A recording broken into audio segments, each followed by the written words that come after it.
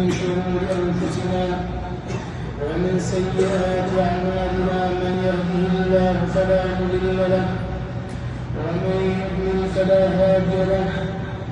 فكل الحمد لله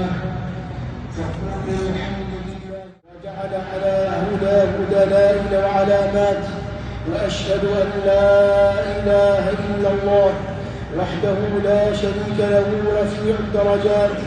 وأشهد أن سيدنا ونبينا محمد عبده ورسوله المبعوث مبشرا ومنذرا بالآيات، وعلى آله وصحبه ومن سار على دربه إلى يوم يقسم الناس فريقين والسائر إلى الجنات.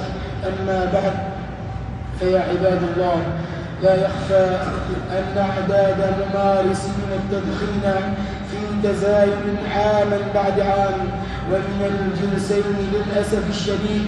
وأصبحت السجائر الإلكترونية بأيدي الفتيان والفتيات وبعض الطلبة والطالبات، حتى إنهم لا يستحون أن يجلبوها إلى مؤسساتهم التعليمية. فيا عباد الله، اتقوا الله في أنفسكم، واتقوا الله في الأمانات التي استأمنكم عليها.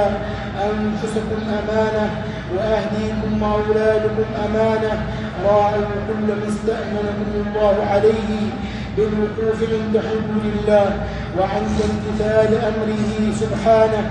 ولتعلموا أنه ما أحوج كل مدخن إلى من يأخذ بيده بالتي هي أحسن إلى ترك هذه العادة السيئة التي اعتادها.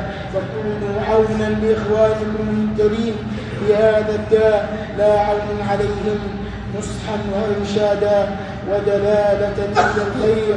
وبينوا لهم ولأهليكم ولأولادكم خطورة التدخين. وبينوا لهم ولأهليكم ولأولادكم خطورة التدخين وضرره على النفس والمجتمع والأمة. إن أمثال هذه العادة السيئة أيها المؤمنون من التدخين والمخدرات تحتاج إلى وقفة جادة لتنظيف المجتمع من أدرانها وسوء آثارها. فلنتعاون يا عباد الله حتى تكون مجتمعاتنا خالية نظيفة من هذه